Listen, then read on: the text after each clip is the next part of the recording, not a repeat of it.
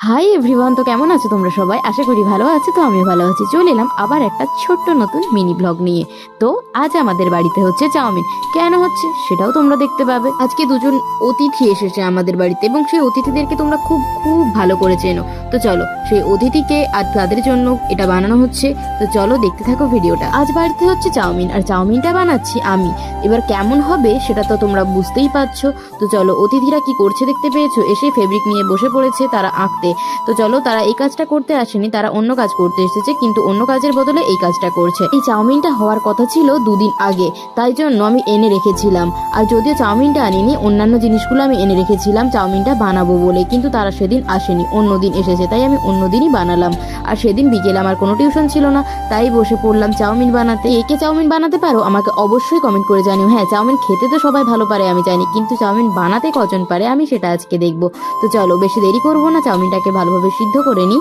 তোমরা দেখতে থাকো ভিডিওটা শেষ পর্যন্ত। মানে আমার সেই দুজন গুণধর বান্ধবী, তোমরা আশা করি জানো, তাদের ভিডিও দেখেছো। তারা আর কথা বলবো নি তাদের বিষয়ে। তো চলো দেখতে থাকো ভিডিওটা। তারা কি করছে না করছে সবটাই তোমরা দেখতে পাবে এই ভিডিওর মাধ্যমে। এই কথা বলতে এরকম জীবন আর কখনো পাবো নাকি জানিনি, কিন্তু এই জীবনটাই হয়তো শেষ জীবন। মানে এত আনন্দের মুহূর্ত হয়তো এইটাই শেষ। এত হাসি ঠাট্টা আনন্দ মজা, সত্যি খুব মিস করব এই দিনগুলোকে যখন দুঃখের দিন আসবে জীবনে। কারা কারা এখন মিস করো এইরকম দিনগুলোকে?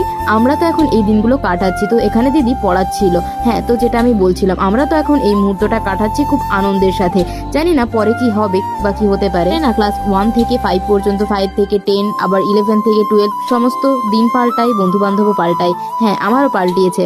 আমিও ক্লাস 1 থেকে 5 পর্যন্ত একরকম বন্ধু পেয়েছি, 5 থেকে 10 পর্যন্ত একরকম বন্ধু। আবার ক্লাস 1 থেকে 5 পর্যন্ত একটা বন্ধুর কথা সারা জীবন মনে থাকবে, সে আমার বেস্ট ফ্রেন্ড ছিল। যাই হোক, সেসব কথা ভুলে এখন যাদেরকে পেয়েছি তাদেরকে নিয়েই ভালো থাকা উচিত। একটাই কথা ভাবি যে 11, 12 এই লাইফটা যদি সারা জীবন থেকে যেত কত ভালো নাই হতো।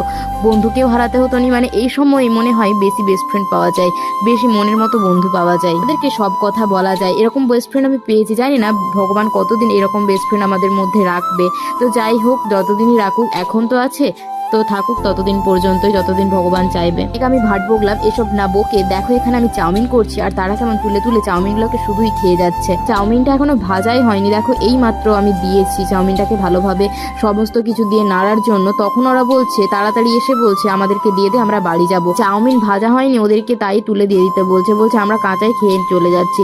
মানে সত্যি এরকম বন্ধু পেয়েছি। সত্যি কথা বলতে এই লাইফটাকে আমি খুব খুব মিস করব, খুব মনে পড়বে যখন আরো বড় হব।